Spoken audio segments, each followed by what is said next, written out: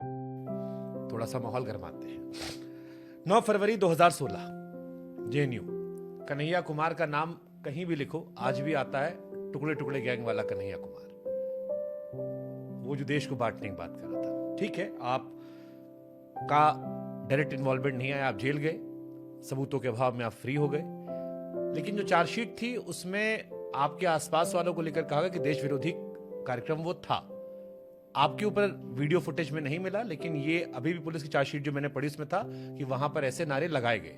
Kanhaiya president थे, उनकी मौजूदगी वहां थी और वो टैग आप पर चिपक गया। आप अलग अलग मंचों से बहुत कुछ कहते रहे, सफाई देते रहे, लेकिन अभी भी कन्हैया के नाम पर एक कॉमन परसेप्शन, कम से कम आपके विरोधियों का यही है कि वो व्यक्ति जो भारत को तोड़ने की बात कर रहा था। देखिए, अव्वल तो अब मैं इस पे कोई सफाई नहीं देता हूँ, क्योंकि ये मैं जान गया हूँ कि ये आरोप लगाते कौन है। ये आरोप भाजपा के समर्थक और भाजपा के लोग लगाते हैं। तो वो जब कहते हैं तो मैं कहता हूँ हाँ मैं हूँ, क्योंकि उनसे ना सफाई देने, देखिए जो सोया हो उसको जगा सकते हैं, जो सोने का नाटक करे उसको क्या जगा देंगे। वो तो हम कितना भी अच्छा काम कर लें वो बार बार यही बात बोलते रहेंगे।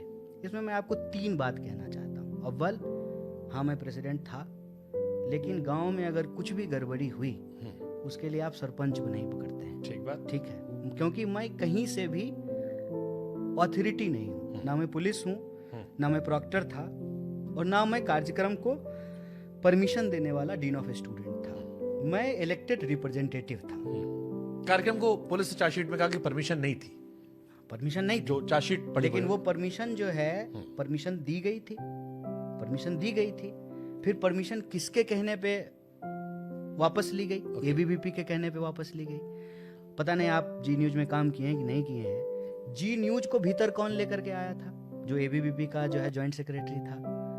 तो इन्वॉल्वमेंट एक्चुअली एबीवीपी की थी। चूंकि मैं प्रेसिडेंट था और मैं सरकार के खिलाफ लड़ रहा था, मैं नहीं लड़ रहा था, हमारी यूनिवर्सिटी के लोग लड़ रहे थे और मैं उनका प्रेसिडेंट था। तो हम लोग आंख की किरकिरी थे सरकार की, चाहे वो एफटीआई का प्रोटेस्ट हो, चाहे वो HCU का रोहित वेमुला का प्रोटेस्ट हो, चाहे यूजीसी का प्रोटेस्ट हो। हर प्रोटेस्ट में आप याद कीजिए, स्मृति ईरानी जी शिक्षा मंत्री थी, रोड पे आकर के जो है नेगोशिएशन की थी। तो सरकार की आंख में किरकिरी थी और सरकार ने वही कार्यक्रम बनाया कि किसी महिला, किसी विधवा का जमीन कब्जा करना हो तो उस महिला को के करेक्टर को अटैक करो, उसको डायन बोलो, उसको बोलो कि जो है ये खराब चरित्र की है, तो फिर उसकी जमीन तुम ले लोगे ना, तो कोई गांव वाला उसको सपोर्ट नहीं करेगा। जेएनयू के साथ यही कार्यक्रम किया गया। कहीं से भी जेएनयू के किसी भी स्टूडेंट का कोई इन्वॉल्वमेंट नहीं था। अथॉरिटी ने परमिशन दिया, एबीवीपी के कहने पे अथॉरिटी ने परमिशन कैंसिल किया। एबीवीपी मीडिया को लेकर के आई, वहां जो है कुछ फुटेज बनाया गया, ठीक है ना। आज तक सरकार नहीं बताई कि वो लोग कौन थे, ठीक है, आज तक नहीं बताई। जो नारे लगे, कौन लगाए, कौन वो लोग थे। मैं आज भी कहता हूं कि जेएनयू का कोई स्टूडेंट उसमें इन्वॉल्व नहीं था। वो इसलिए कि मुझे यूनिवर्सिटी में रहे हुए कई साल हो गए और कई साल से वो यूनिवर्सिटी है, बहुत सारे लोग पढ़े हैं, एबीवीपी के भी लोग पढ़े हैं, 2 मंत्री हैं उस यूनिवर्सिटी से पढ़े हुए। उस यूनिवर्सिटी में इस तरह के नारे कभी नहीं लगते, ना उसके पहले कभी लगे, ना उसके बाद कभी लगे।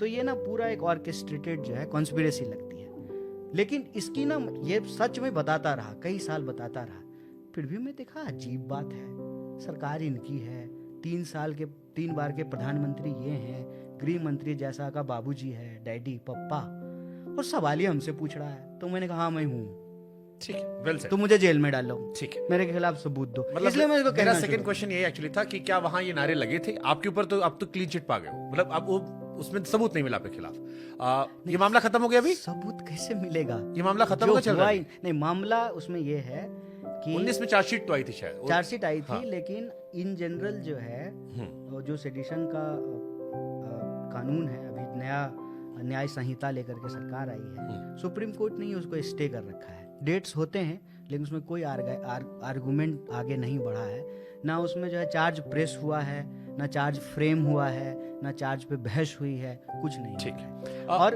एक बात मैं आपको बता दूं कि जब कोई मामला आ जाता है ना और जो कोर्ट में चला जाता है ना, तो फिर जो है वो मामला ऐसे खत्म नहीं होता है। और जो लोग सरकार चला रहे हैं, जो पुलिस महकमे को समझते हैं, जो मीडिया को समझते हैं, जो सिस्टम को समझते हैं, वो बहुत इस बात को समझते हैं कि कोई यूनिवर्सिटी हार्टलैंड में एकदम देश की राजधानी में हो, जहां मतलब कई सारे देश के स्टूडेंट पढ़ रहे हों, वो सरकार के मॉनिटरिंग में होता है। वहाँ पे बीट स्टाफ होता है, वहाँ पे दिल्ली पुलिस होती है, वहाँ पे उसका अपना इंटरनल सिक्योरिटी होता है। उस ऑब्वियसली हमारी देश की खुफिया एजेंसी भी नहीं सो रही है।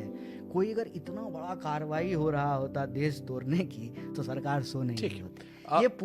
ये जो पूरा तमाशा खड़ा किया गया, वो इसलिए खड़ा किया गया कि कल को ना आप एक सही बात कहें तो इजीली आपको हमारे साथ टैग करके आपको गाली दिया जा सकता है। इसको कहते हैं ना स्टिकर चिपकाना और असली मुद्दे से लोगों का ध्यान भटकाना। तो पहले ना मैं इसकी सफाई देता था, फिर मुझे लगा ये तो आरएसएस बीजेपी की कॉन्स्पिरेसी है। मैंने कहा हूँ, और खाली टुकड़े टुकड़े गैंग मत बोलो, सरगना बोला करो, इज्जत दिया करो। हम पहले हैं जो